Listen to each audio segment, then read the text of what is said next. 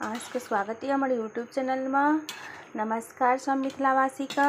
देखियो राजस्थान में शीतला सप्तमी जे है ओहि अवसर में रात के 12 बाज गए हमरा बनबैत बनबैत की सब हम बनेलहुँ देखा दै छी अहाँ सबके।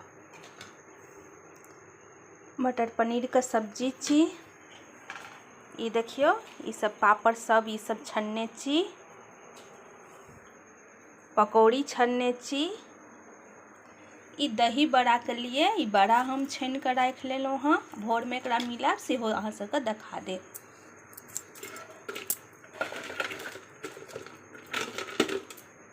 ई पुआ छानल यऽ, मलपुआ जकरा अपना सबके कहै छियै। सेवई के खीर बनल यऽ। आ ई ओलिया बनबै के लिए दुनू कुकर में हम उबाल देने छी। एते चीज हमर फाइनल बन गेल रात के 12 बजे में। आब हम जाइ छी सुतै ला। आब हम भोर में बनाएब। ओलिया के रेसिपी हम डाल देब, केना हम बनबै छी सेहो देखाएब।